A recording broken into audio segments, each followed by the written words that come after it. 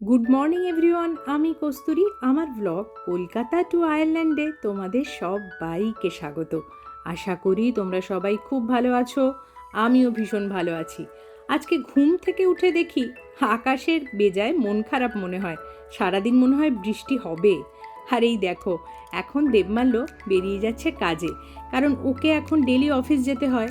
ফিরতে ফিরতে ওর ওই দুপুর 3:30 হয়। সারাটা দিন এবার আমার একা থাকার পালা, আর পড়ে আছে অনেকগুলো কাজ। ঘড়ির কাঁটা প্রায় 9টার দিকে এগিয়ে যাচ্ছে। আগে ব্রেকফাস্টটা করে নিই। এই দেবমাল্য যখন থেকে ডেলি অফিস যাচ্ছে না, আমার একটা বেজায় বদ অভ্যাস তৈরি হয়েছে। সকালবেলা আর না একার জন্য কিছু করে উঠতে ইচ্ছা করে না, মনে হয় খালি একটু কফি খেয়ে নিই, আর কিছু খাবো না। কিন্তু আজকে ঠিক করেছি, না, আর এইসব করলে হবে না, তাহলে কিন্তু দেখবো আমারই শরীরটা হয়তো খারাপ হয়ে গেছে। সেই জন্যে আজকে একটু করছি নিজের জন্যে কোচ, যেটা আমার ভীষণ খেতে ভালো লাগে। আর তার সাথে নেব একটু বাটার টোস্ট আর একটু কফি। ব্যাস, তাহলেই হয়ে যাবে। আমার মনে হয় আমার মতো এটা তোমাদেরও হয়। যখন আমরা একা থাকি, বাড়িতে কেউ থাকে না, তখন মনে হয় না আজকে চটপট রান্না করে নিই বা শর্টকাটে কিছু একটা বানিয়ে নিই। নিজের জন্য আর তেমন করে কিছু দেখবে করতে ইচ্ছা করে না। এটা একটা, এই একা থাকার একটা বদ অভ্যেসও বলতে পারো। আমার তো তাই মনে হয়। এই দেখো, কথা বলতে বলতে আমার ব্রেকফাস্ট কিন্তু তৈরি হয়ে গেছে। তোমাদের বলছিলাম না আজকে মনে হয় সারাদিন বৃষ্টি পড়বে। দেখো, বলতে না বলতেই বৃষ্টি কিন্তু শুরু হয়ে গেছে। আমি দেখতে পাচ্ছি ভালোই বৃষ্টি হচ্ছে। এই রকম ওয়েদার থাকলে না আমার একটুও কাজ টাজ করতে ইচ্ছা করে না, কিন্তু নেহাত আমার উপায় নেই, করতে আমাকে হবে, কারণ এটাই সংসার। না, চলো, আমি আর বাজে বকবো না, তোমাদের দেখাই এখানে মোচা কেমন হয়। এখানে কিন্তু আমাদের এশিয়ান স্টোরগুলোতে এরকম ক্যানে করে মোচা পাওয়া যায়, জানো তো। আর এই মোচাগুলোর একটা সুবিধা হচ্ছে, এই মোচাগুলো খেতেও ভীষণ মিষ্টি হয়। আর ওই মোচা কাটার সময় যে হাতে যে কষ লাগে, সেই ব্যাপারটা এক্কেবারে হয় না। তো আমার ক্ষেত্রে কিন্তু এই মোচার ক্যান আনাটা বেশ সুবিধাজনক মনে হয়। আর আমার সত্যি টেস্ট হিসাবে কোনো কিন্তু খারাপ লাগে না, বেশ ভালো খেতে হয়। তোমরা চাইলে একবার ট্রাই করতে কিন্তু পারো। শুধুমাত্র এরকম কেনও না, আমি কিন্তু অনেক এশিয়ান দোকানে দেখেছি যেরকম আমাদের মোচা হয় কলকাতায় যেরকম পাওয়া যায়, ঠিক সেরকমও পাওয়া যায়। কিন্তু সেটা আসলে ওই কষ হাতে লেগে যাওয়ার একটা ব্যাপার থাকে, সেই জন্য আমি আর ওটা কিনি না। আমার ক্ষেত্রে এটা বেশি সুবিধাজনক মনে হয়, তাই আমি এটা কিনি। তোমরা এখানে মানে যারা আয়ারল্যান্ডে থাকো তারা দুটো অপশানই পাবে, যেটা ইচ্ছা সেটা করতে পারো। আর এখন আমি চটপট আলুটা কেটে নিই। আর মোচাটা কিন্তু আমি আজকে নিরামিষ পদ্ধতিতেই করব। অনেকে জানি চিংড়ি দিয়ে মোচা খেতে পছন্দ করো, কিন্তু আমার না মোচা, এঁচোড় এগুলো একটু নিরামিষভাবে খেতেই ভালো লাগে। আর এখন করে নেব হচ্ছে মশলাটা। দিলাম আদা, লঙ্কা আর জিরে, আর কিছু না। এটা দিয়ে একটা পেস্ট খালি আমি করে নেব। মশলা আমার তৈরি হয়ে গেছে।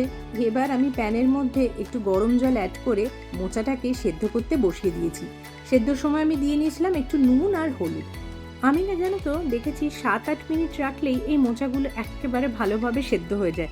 আর বেশিক্ষণ কিন্তু সেদ্ধ করার জন্য ফোটাতে হয় না। আমার মোচা কিন্তু এখন প্রায় সেদ্ধ হয়ে গেছে। আসলে আমার ওই ক্যানের মোচাগুলোর একটু পছন্দ এই কারণে বেশি হয়, কারণ এই যে মোচা কাটার যে পদ্ধতিটা, এতে কিন্তু বেশ খানিকটা সময় যায়। আর এই ক্যানের ক্ষেত্রে কিন্তু সেই সময়টা একেবারে আমাদের যায় না, খুব তাড়াতাড়ি কিন্তু আমরা করে নিতে পারি। তাই যদি একটু তাড়াতাড়ি একটু যদি কাজ ফাঁকি দিতে চাও, তাহলে কিন্তু এই ক্যানের মোচাটা ট্রাই করতেই পারো। দেখতেই পাচ্ছ, কড়াইয়ে আমি কিন্তু এখন তেলটা গরম করে তার মধ্যে একটু জিরে আর তেজপাতা ফোড়ন দিয়ে নিয়েছি। এটাই আমাদের কিন্তু ফোড়নে খালি যাবে। আর তারপরে দিয়ে নিচ্ছি হচ্ছে যেই আলুগুলো ছোট ছোট করে কেটে রেখেছিলাম, সেই আলুগুলো এই মিনিট 2 মতন ফ্রাই করে তারপরে অ্যাড করেছিলাম একটু হলুদ আর একটু নুন। তারপরে আবার একটু নাড়াচাড়া করে আমি অ্যাড করে দিয়েছিলাম আমার যে আগের থেকে করে রাখা জিরে, আদা, লঙ্কা দিয়ে যে পেস্টটা, সেটা অ্যাড করে ভালো করে কিন্তু একটু কষিয়ে নিতে হবে। আমার জানো তো মোচা দারুণ লাগে খেতে। আসলে আমার যে কোনো নিরামিষ পদই ভীষণ খেতে ভালো লাগে। তোমাদের কাদের কাদের নিরামিষ খেতে খুব ভালো লাগে অবশ্যই জানিও কিন্তু। আর এখন আমি অ্যাড করে দিচ্ছি একটু কাশ্মীরি রেড চিলি পাউডার। এটা চাইলে তোমরা দিতে নাও পারো, আমার পছন্দ একটু কালার, সেই জন্য আমি অ্যাড করলাম। আলুটাকে কিন্তু আমি মশলার সাথে ভালো করে কষিয়ে নিয়েছিলাম, যতক্ষণ পর্যন্ত না তেল বেরিয়ে আসছে। তেল যখন ছাড়তে থাকবে তখনই আমি দিয়ে নিয়েছিলাম আমার আগের থেকে সেদ্ধ করে রাখা মোচাটাকে দিয়ে ভালো করে মশলার সাথে কষিয়ে নিতে হবে। তারপরে আমি অ্যাড করেছিলাম একটু এলাচ আর একটু দারচিনির গুঁড়ো। আমি যেহেতু গোটা গরম মশলা ফোড়নে দিইনি, সেহেতু আমি এলাচ আর দারচিনির গুঁড়োটা ইউজ করেছি। তোমরা যারা গোটা গরম মশলা ফোড়নে দেবে, সেই ক্ষেত্রে আর এলাচ আর দারচিনির গুঁড়ো আলাদাভাবে ইউজ করার কোনো দরকার নেই, ক্ষতিই হয়ে যাবে। আমি যেহেতু জিরে ফোড়ন দিয়েছি, সেহেতু আমি এই গুঁড়ো মশলাটা দিলাম। এরপরে দেখতেই পাচ্ছ ভালো করে মোটামুটি যখন কষে যাবে, তখন অ্যাড করবে একটু গরম জল।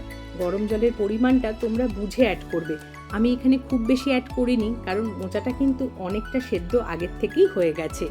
আর ঢাকা চাপা দিয়ে আরও ওই মিনিট 6 কুক করলেই তোমার মোচা কিন্তু প্রায় তৈরি হয়ে যাবে। একদম শেষে আমি অ্যাড করেছিলাম নারকেলের গুঁড়ো। নারকেল না দিলে নিরামিষ মোচা কিন্তু জমে না। আমার কিন্তু নারকেল দিয়ে নিরামিষ মোচা খেতে দারুণ লাগে। তারপরে দিয়ে নিয়েছিলাম 1 চামচ ঘি। এই যে ঘিটা পড়লো, এটাতেই কিন্তু মোচার স্বাদ অনেক গুণে বাড়িয়ে দিয়েছে।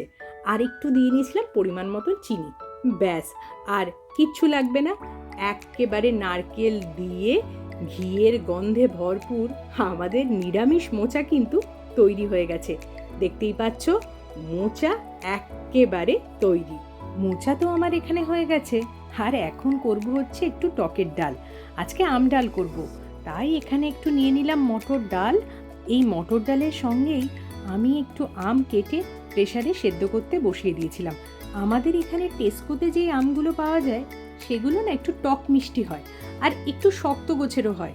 সেই জন্যেই আমি প্রেসারে সিটি দিয়ে নিচ্ছি ডালের সাথে। 3টে সিটি দিলেই না আমটা খুব সুন্দর নরম হয়ে যাবে আর ডালটাও সেদ্ধ হয়ে যাবে। আমি জানো তো একটা জিনিস লক্ষ্য করেছি, গরমকালে টক ডাল খেয়ে যেরকম আমাদের শান্তি লাগে, এই শীত প্রধান দেশগুলোতে টক ডাল খেলে কিন্তু ওই রকম শান্তি লাগে না। কিন্তু আজকে আমার বেজায় মনটা টক ডাল করছে, কারণ আজকে আমার মোচার তরকারি হয়েছে। আর মোচার তরকারি দিয়ে শুধু শুধু ভাত খেতে ভালো লাগবে না, তাই আমি একটু টক ডাল দিয়ে ভালো করে ভাতটা মেখে সঙ্গে মোচা দিয়ে খাবো। এই হচ্ছে আসল কারণ। আর এই দেখো, আমি কিন্তু ফোড়নে দিয়ে নিয়েছিলাম গোটা সর্ষে আর শুকনো লঙ্কা। আর আমটা যেহেতু আমি প্রেসার কুকারে সেদ্ধ করে নিয়েছিলাম, আমটা কিন্তু বেশ নরম হয়ে গেছে এখন। আর এই পর্যায়ে আমি এখন দিলাম একটু হলুদ আর একটু পরিমাণ মতো নুন, আর তার সঙ্গে অ্যাড করলাম একটু গরম জল। তারপরে ওই মিনিট 5-7 ফুটিয়ে নিলে আমাদের টক ডাল কিন্তু রেডি। একদম যখন ডালটা ভালো করে ফুটে যাবে, আমি তখন একটু অ্যাড করেছিলাম আমার কাছে যে সাম্বার মশলাটা ছিল সেটা। কারণ আমি দেখেছি এই সাম্বার মশলা যদি কোনো টক জাতীয় ডালে দেওয়া হয় না, দারুণ খেতে লাগে। ডালের পর্ব শেষ, এখন হচ্ছে ভাত। আমার আজকের মতো রান্না কিন্তু এক্কেবারে শেষ। ভালোই হলো, তাড়াতাড়ি সব শেষ হয়ে গেল। এখন কিন্তু ঘড়ির কাঁটা দেখতেই পাচ্ছ, প্রায় 12টার দিকে এগিয়ে যাচ্ছে। দেবমাল্য আজকে অফিস থেকে ফেরার পর আমি আর দেবমাল্য একটু বাইরে বেরিয়েছিলাম। আসলে আমার মনটা আজকে একদম ভালো লাগছিল না, তাই একটু ঘোরাঘুরি করতে বেরিয়েছি, যদি মনটা ভালো হয় সেই আশায়। চলো, আজকের মতো আমি আমার বকবক এখানেই শেষ করছি। তোমরা সবাই খুব ভালো থেকো। খুব শিগগিরই নতুন আর একটা ব্লগ নিয়ে তোমাদের সামনে হাজির হব। ততক্ষণের জন্যে টাটা।